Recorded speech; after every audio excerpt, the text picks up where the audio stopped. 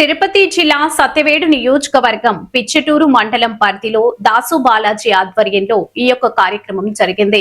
హనుమంతపురం గ్రామం తమిళనాడు ఆంధ్ర సరిహద్దులో ఉన్న గ్రామానికి చేరుకున్న ఎస్ఐ రాఘవేంద్ర శనివారం గ్రామ పంచాయత్ ఆఫీస్ వద్ద ఏర్పాటు చేసిన కార్యక్రమంలో ఎస్ఐ మాట్లాడుతూ ఈ యొక్క హనుమంతపురం గ్రామంలో తమిళనాడు ఆంధ్ర సరిహద్దులో ఉన్నారు, జాగ్రత్తగా ఉండాలని, తమ పిల్లలు మీరే జాగ్రత్తగా చూసుకోవాలని, మీకు ఎవరైనా ఇబ్బంది పడతా ఉంటే మా పోలీస్ వారికి ఇమీడియట్ గా తెలియజేయండి. ఈ యొక్క కార్యక్రమంలో కానిస్టేబుల్ గంగాధరం, హోంగార్డ్ పాండియన్, గ్రామ మాజీ సర్పంచ్ శంకర్ దాసు, బాలాజీ సందర్ శేఖర్ శివయ్య, అంగన్వాడీ టీచర్ అమ్ముతా, గ్రామ పెద్దలు, యువత ఇద్దరు పాల్గొన్నారు.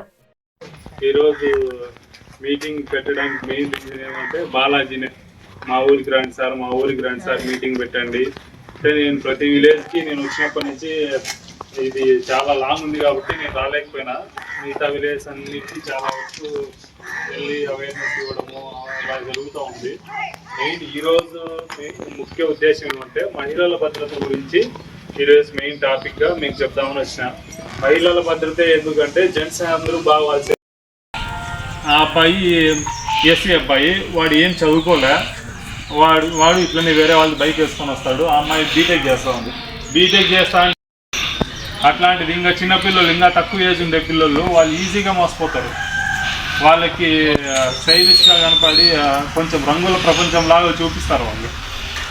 సో మన పిల్లలు మన కంట్రోల్లో ఉన్నంత వరకే మన పిల్లలు. దాని తర్వాత గడప దాటి ఒకసారి బయటికి వెళ్ళిపోయినారనుకో మళ్ళా సమాజం వేరే విధంగా మనల్ని జడ్జ్ చేయడం స్టార్ట్ చేస్తారు.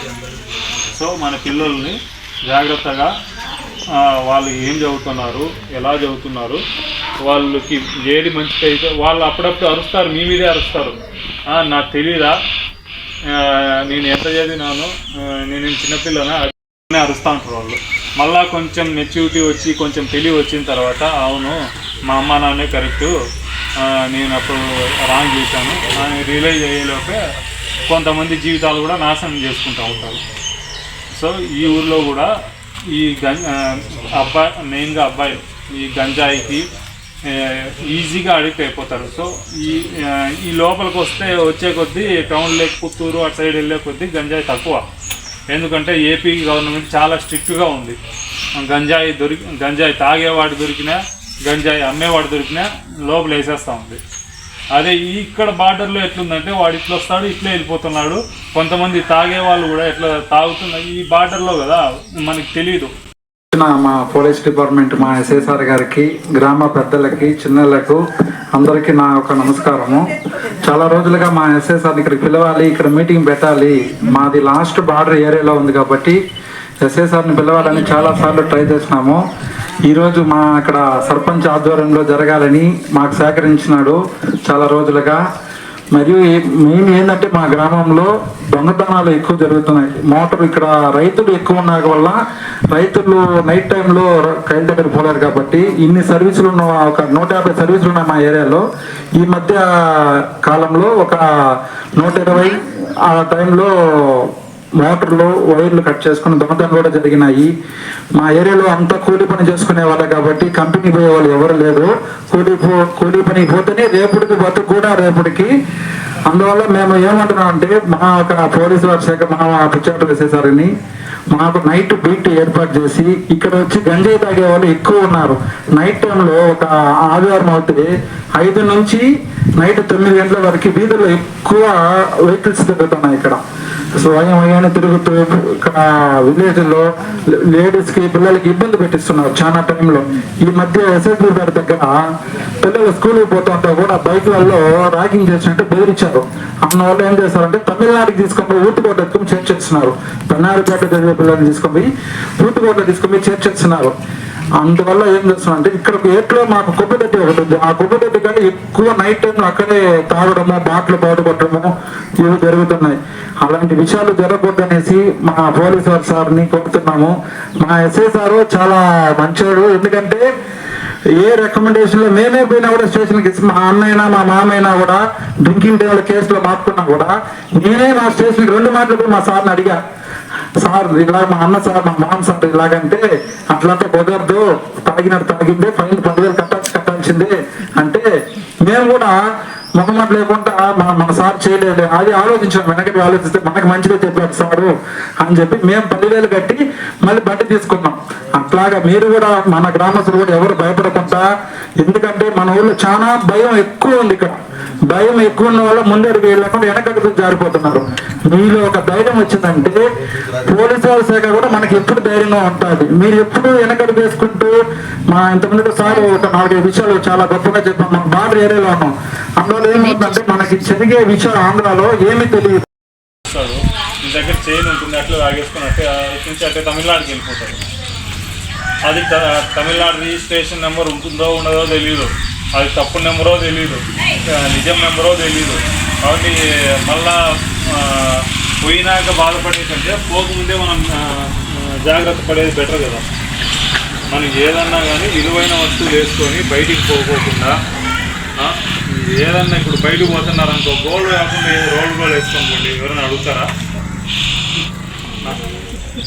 మనకుండేది మన కొంతమంది అయితే గోల్డ్ కోసం చంపేసి కూడా పోతా ఉన్నారు.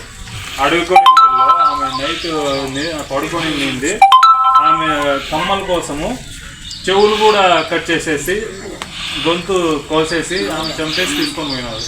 ఇప్పుడు గోల్డ్ రేట్స్ పెరిగే కొద్దీ ఇప్పుడు ఎంత ఉంది? తులం 1,60,000 వరకు ఉంది. అట్లా పెరుగుతానే ఉంది కాబట్టి గోల్డ్ రేట్స్ పెరిగే కొద్దీ వాళ్ళు కూడా రిస్క్ ఎక్కువ తీసుకుంటారు. ఏముంది పోతా లాగేసిపోతే ఒక 3 తులాలు ఉన్నాయి చాలు, వాళ్ళకి 4 లక్షలు 5 లక్షల వరకు వస్తాయి. అవునా కదా? మెయిన్ ఇంకా ఇప్పుడు ఈ స్కూల్ హాలిడేస్ వచ్చినాయి పిల్లలకి అందరికీ. వాళ్ళు ఏం చేస్తారు, కాలేజీ నుంచి వచ్చి నేను బైక్ తోలాలా, మేము బైక్స్ తోలుతారా మీరు అంటే వాళ్ళకి ఏజ్ ఉండదు, ఏముండదు. 18 ఏళ్ళు కూడా నిండుండదు. ఊర్లో ఈ వీధుల్లో బర్రా రైస్ లాగేసుకుంటా, సైలెన్సర్ పీకేసుకుంటా, ఈ వయసుకే వాళ్ళు ఈ యాక్సిడెంట్లు జరిగేదానికంతటా మెయిన్ రీజను స్పీడ్ ఎక్కువ పోవడము, సెల్ ఫోన్. ఇంకా మీ వాళ్ళు కూడా ఇప్పుడు ఏదన్నా గడ్డి మోపు వేసుకుంటా ఇట్లా పెట్టుకొని ఇట్లా పోతూ ఉంటారు. ఇటు ఏదైనా 2 వెహికల్స్ వస్తేనే బుల్లెరో ఆపోజిట్లో వస్తేనే తెలియకుండా, పెద్దవాళ్ళు తెలియకుండా కానీ, లేకుంటే అందరు ఎదిరించి కానీ చిన్న వయసులో పెళ్లిళ్ళు చేసేసిన వాళ్ళకి ఏం కష్టాలు పడుతున్నారని కూడా ఎగ్జాంపుల్గా చెప్తాము. ఏమి వీళ్ళు వయసు లేకుండా పెళ్లి చేస్తే మీకేమి, మా బాధ కదా తగ్గుతుంది, మీకేం తెలుస్తుంది మా కష్టాలని మాట్లాడుతూ ఉండేవాళ్ళు. ఇప్పుడు ఒకరినొకరు చూసిన తర్వాత వచ్చింది. కాకపోతే మళ్ళీ చెప్పాలి కాబట్టి ఎవరు కూడా 18 వయసు లోపల ఆడపిల్లకాయలు, 21 వయసు లోపల మగపిల్లకాయలు ఎవరు పెళ్ళిళ్ళు చూసుకోవద్దు. అట్లా చేసిన వాళ్ళైతే క్రైమ్స్ జరుగుతాయి. ఇంట్లో దగ్గర నుంచి బయట వరకు ఫస్ట్ స్టార్ట్ అయ్యేది ఇంట్లో నుంచి. పెళ్ళి అయిందనుకోండి, భర్త దగ్గర నుంచి, అత్తమామల దగ్గర నుంచి గృహహింస, మాకి కట్నం తక్కువ ఇచ్చినారు, ఇంకా కట్నం తీసుకురావండి. అక్కడి నుంచి మళ్ళా బయటకు వస్తే బయట ఒంటరిగా నడుచుకుంటూ పోతా ఉంటే ఎవడోడు స్కూల్ పోవాలన్నా, కాలేజ్ పోవాలన్నా ఎందుకు చేస్తాడు? వీళ్ళు ఎవరు ఏమీ చేయలేరు, ఎవరికి చెప్పుకోలేరులే, ఒకవేళ చెప్పినా భయపడి ఎవరికి చెప్పరు అని చెప్పేసి వాళ్ళ ఇంటెన్షన్. ఒకవేళ చెప్పినా అప్పుడు చూద్దాం